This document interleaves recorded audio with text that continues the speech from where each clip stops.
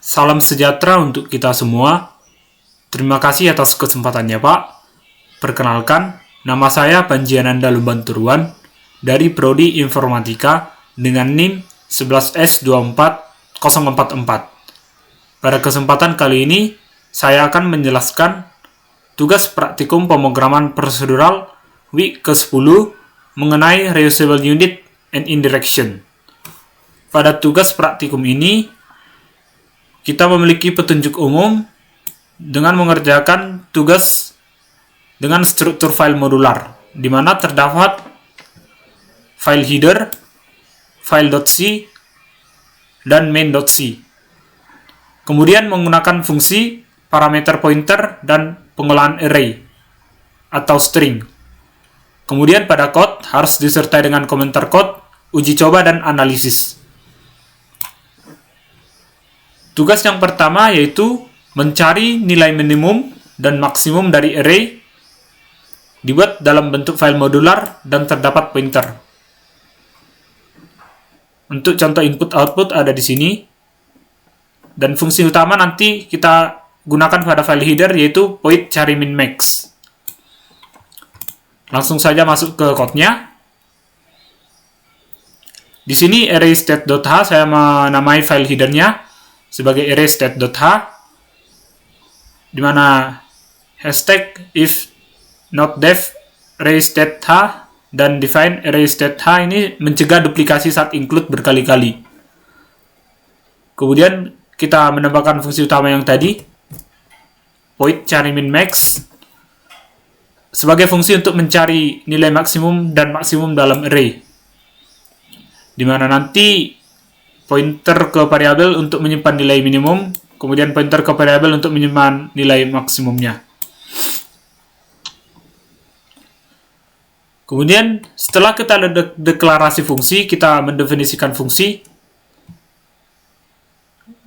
Hashtag include array state.h ini kita mengimport dari fungsi yang setelah kita deklarasikan. Kemudian kita mengimplementasi fungsi cari min max dari fungsi yang tadi, void cari min max, di mana selalu diinisialisasi dari 0, nilai minimum dengan elemen pertama array, begitu juga dengan nilai maksimumnya, inisialisasi dengan elemen pertama yaitu 0. Kemudian di sini terdapat perulangan atau literasi melalui setiap elemen array-nya, di mana perulangan for, di mana jika i sama dengan 1, i kurang dari n, i akan bertambah secara terus-menerus, i bertambah 1, seperti itu. Kemudian jika elemen saat ini lebih kecil dari nilai minimum saat ini, maka akan menggambarkan kondisi di mana akan mengupdate nilai minimumnya. Namun jika elemen saat ini lebih besar dari nilai maksimum saat ini, maka nilai maksimum akan diupdate. Lanjut ke fungsi main atau fungsi utamanya. Kita mengimport dua library, include studio.h sebagai fungsi input-output, kemudian menginclude array state.h dari fungsi yang tadi. Kemudian kita mendefinisikan fungsi. Di sini kita diminta input jumlah elemen, akan ditampilkan masukkan jumlah elemen, kemudian diminta input dari pengguna. Kemudian di sini didefinisikan array. Kita menginput elemen array-nya, kita masukkan, akan menampilkan masukkan elemen, kemudian terdapat perulangan i sama dengan 0, i kurang dari n, dan i plus atau bertambah 1, kemudian akan diminta input dari pengguna. Kemudian di sini dipanggil lagi min dan max, kemudian kita panggil fungsi cari min max. Setelah itu akan menampilkan output nilai minimum dan maksimum.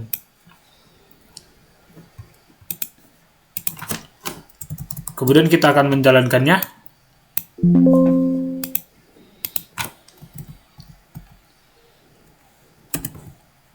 kita memanggil main 1 dan array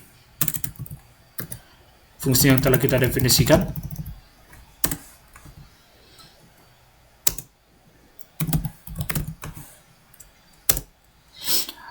Setelah kita memanggil memanggil atau mengkompilasi di terminal, maka langsung akan menampilkan masukkan jumlah elemen yang ini. Kemudian kita akan memasukkan jumlah elemen sesuai dengan contoh input dan output. Di sini kita masukkan jumlah elemen yaitu 6. Kita akan menginput 6. Setelah itu kita akan diminta masukkan elemen, atau dari sini printf yang ini. Kita akan menginput angka berikut 5, 7, 2, 9, 1, 6, 5, 7, 2, 9, 1, dan 6. Setelah input sudah sesuai dengan contoh pada modul, kita akan mencoba melihat outputnya. Setelah kita enter, ini adalah outputnya, nilai minimum sama dengan 1 dan nilai maksimum sama dengan 9. Sama seperti output pada modul, nilai minimum sama dengan 1 dan nilai maksimumnya yaitu 9. Jadi dari ke-6 angka berikut, nilai minimum yaitu ditentukan dari program ini yaitu 1 dan nilai maksimumnya yaitu 9.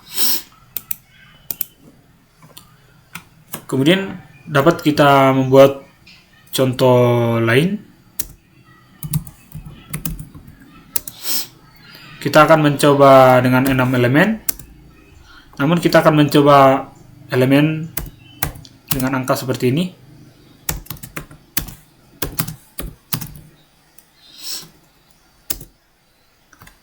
Walaupun kita menambahkan elemen atau angka -1, program masih tetap dapat membaca, di mana nilai minimum yaitu -1, kemudian nilai maksimumnya yaitu 7.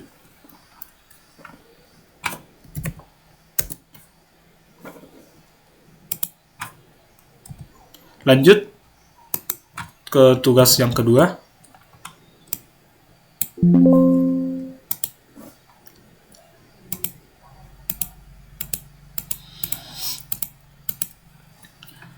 Di sini adalah deklarasi fungsinya.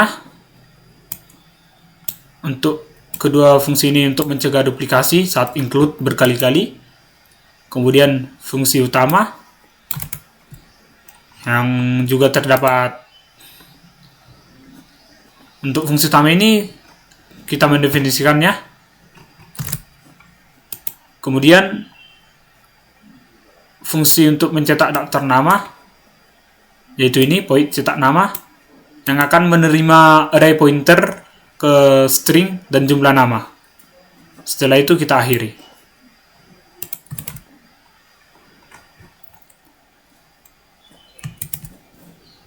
Lanjut, kita mendefinisikan fungsi-fungsi yang tadi. Kita mengimport dua library atau pustaka sebagai input output, yaitu include studio.h, kemudian menginclude atau mengimport daftar nama.h yang tadi yang kita deklarasikan. Kemudian di sini kita implementasi fungsi cetak nama, yaitu ini fungsi point cetak nama, di mana terdapat perulangan i sama dengan 0 atau diinisialisasi diawali dari 0, kemudian i kurang dari jumlah dan i selalu bertambah atau tambah 1. Kemudian akan menampilkan fungsinya di sini. Masuk ke fungsi utamanya, kita mengimport 4 library, studio.h sebagai fungsi input dan output, studiolib.h sebagai konversi string,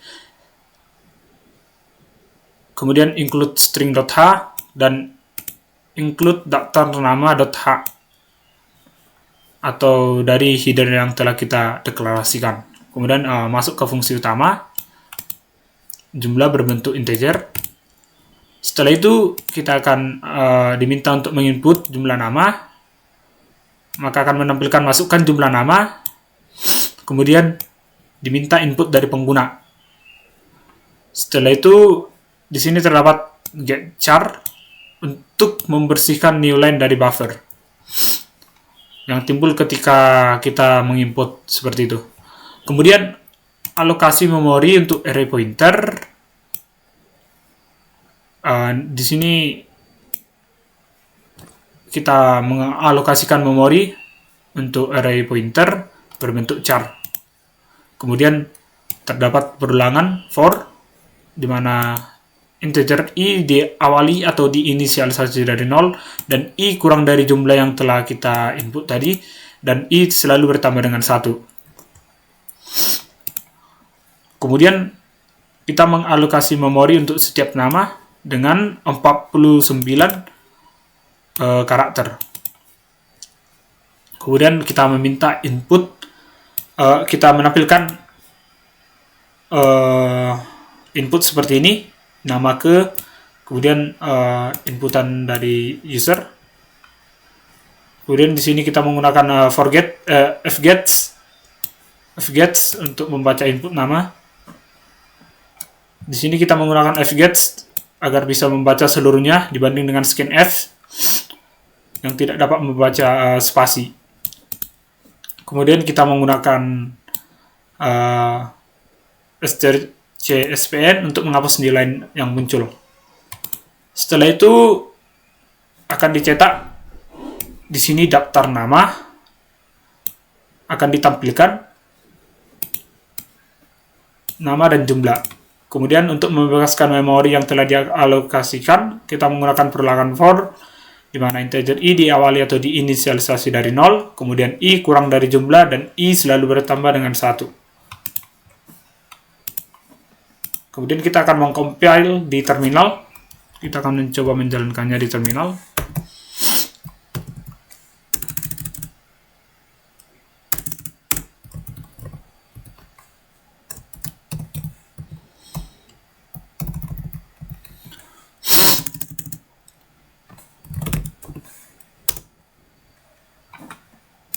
Terlebih dahulu kita keluarkan dari folder.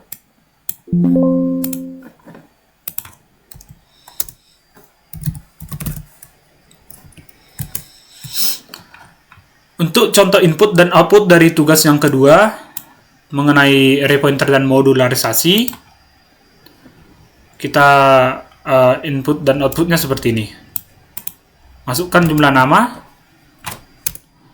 Kita menginput ada 3, kemudian lanjut nama ke-1, kita akan memasukkan contoh Andi di sini. Lanjut nama kedua yaitu Budi. Kemudian nama ketiga yaitu Citra. Untuk outputnya nanti akan menampilkan seperti ini, ada daftar nama Andi, Budi, dan Citra. Ketika kita enter, langsung saja outputnya sama seperti pada modul, daftar nama nomor 1 yaitu Andi, nomor 2 yaitu Budi, kemudian nomor 3 yaitu Citra. Di sini kita akan mencoba dengan input lain. Di sini kita akan masukkan jumlah nama 5. Nama pertama yaitu nama saya sendiri. Kemudian nama kedua nama saya juga. Nama ketiga marga saya. Nama keempat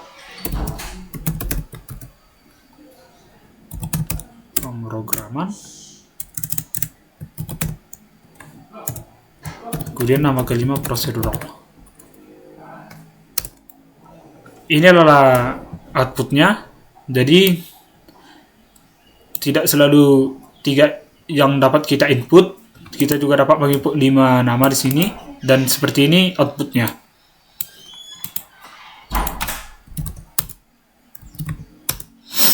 Lanjut ke tugas yang ketiga.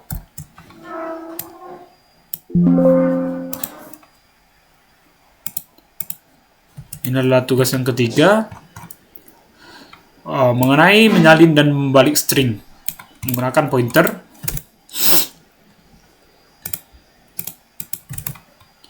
Di sini kita menggunakan fungsi utama dari modul, yaitu ini void salin string dan void balik string. Kemudian deklarasi fungsinya di sini, fungsi ini untuk mencegah duplikasi saat include. Kemudian deklarasi fungsi utama yang tadi untuk salin string dan untuk membalikkan atau reverse string. Kemudian kita akhiri. Lanjut. Setelah kita deklarasi, ini untuk implementasi atau definisi fungsi, kita mengimport dua library, salin string.h yang tadi dan include string.h sebagai fungsi manipulasi string. Kemudian kita menggunakan fungsi untuk menyalin string menggunakan pointer, yaitu void salin string, dimana nanti strc ini akan selalu bertambah 1 dan dash juga bertambah dengan 1. Kemudian kita akhiri pada dash ini kita akhiri string dengan null terminator atau delimiter. Kemudian fungsi untuk membalik string secara in place kita menggunakan pointer, di mana void fungsinya yaitu void balik string, di mana terdapat peruangan while di sini, di mana jika awal lebih kecil dari akhir maka akan menampilkan fungsi sebagai berikut. Di mana awal akan bertambah terus dan akhir akan berkurang.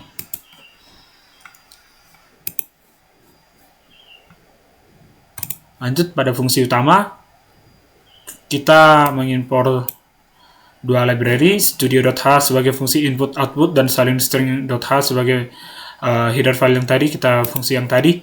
Kemudian di sini terdapat fungsi utama, di mana di sini strc akan menyimpan hingga 100 karakter dan dash hingga 100 karakter dalam berbentuk char. Setelah itu kita meminta input dari pengguna, di sini akan menampilkan masukkan string. Setelah itu akan diminta input pengguna menggunakan fgets agar bisa membaca seluruhnya tanpa menghilangkan spasi. Setelah itu di sini menghapus karakter new line dari fgets. Di sini akan dihapus new line yang muncul menggunakan perulangan while dan if, dan menggunakan perulangan while. Kemudian fungsi salin string yang tadi akan menampilkan hasil salinan sama dengan hasil yang telah disalin. Kemudian akan membalik string hasil salinan yang tadi, akan di reverse. Kemudian apabila kita mencoba pada terminal,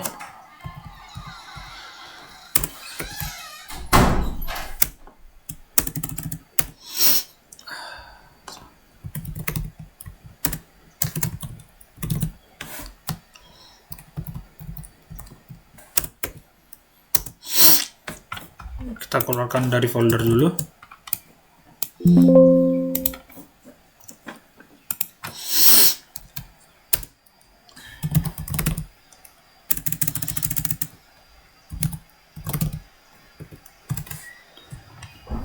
Untuk contoh input dan outputnya seperti ini,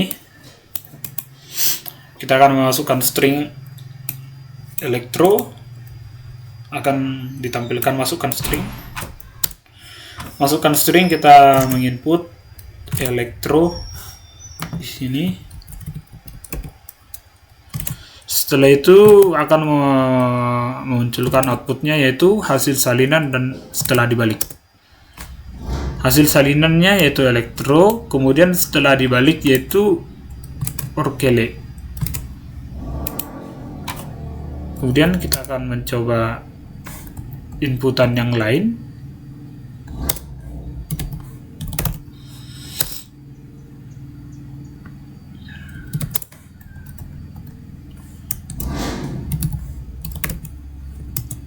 Di sini kita mencoba input informatika, maka akan menunjukkan hasil salinan yaitu informatika. Kemudian setelah dibalik hasilnya seperti ini.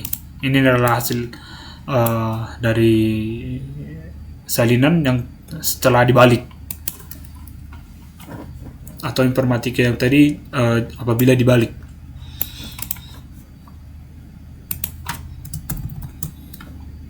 Lanjut ke tugas yang keempat.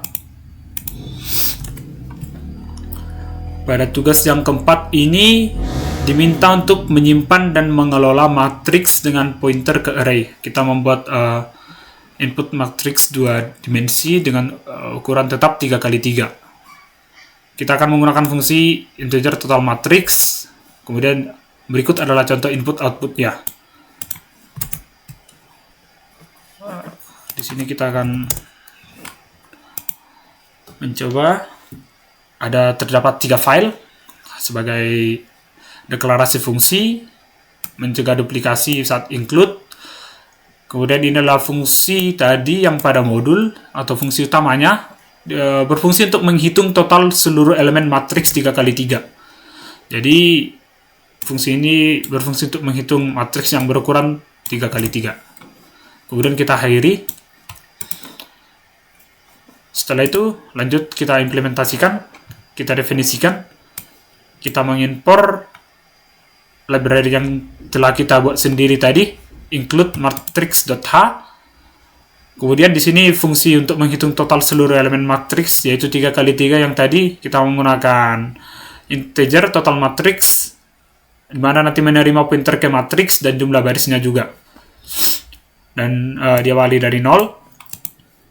Dan terdapat literasi di mana integer i diawali dan atau diinisialisasi dari 0 dan i kurang dari baris, i akan bertambah 1. Kemudian literasi pada atau melalui setiap kolom matriks menggunakan perluangan for juga, di mana integer j diawali atau diinisialisasi dari 0, j kurang dari 3 dan j akan bertambah dengan 1. Setelah itu menambahkan fungsi berikut, kemudian mengembalikan total elemen matriks atau return total.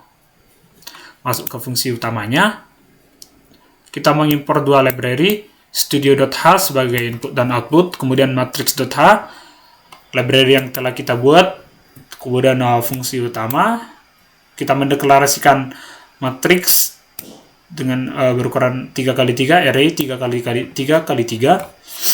Kemudian akan diminta masukkan elemen matriks, akan diminta input dari pengguna menggunakan perluangan for, menerima input elemen matriks dari pengguna, di mana selalu kita awali dari 0 dan i kurang dari 3. Jadi untuk matriks ini kita udah membuat i-nya kurang dari 3 atau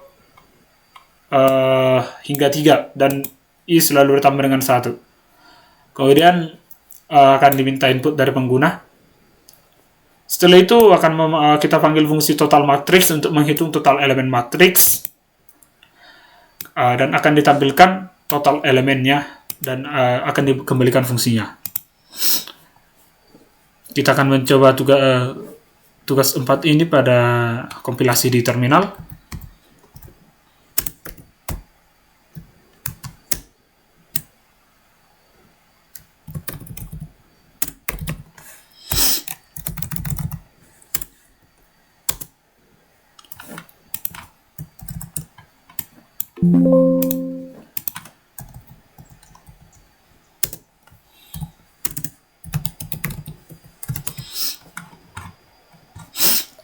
Untuk inputnya seperti ini, 1, 2, 3, 4, 5, 6, 7, 8, 9, dan 45.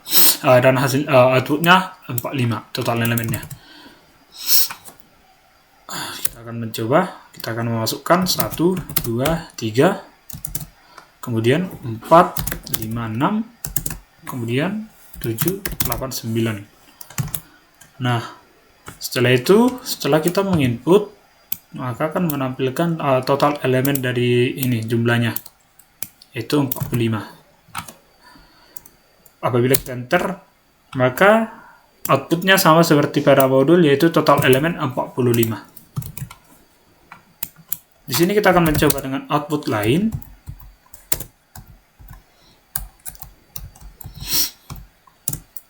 Di sini akan memasukkan elemen bebas.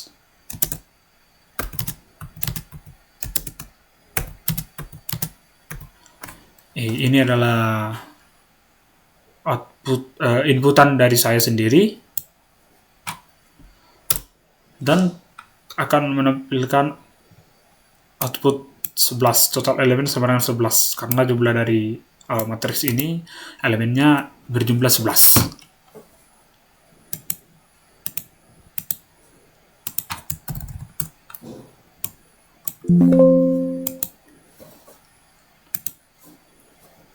Sekian Pak yang dapat saya jelaskan mengenai tugas praktikum pemrograman prosedural di week 10 tentang reusable units and indirection. Apabila terdapat kesalahan kata, mohon dimaafkan. Terima kasih Pak.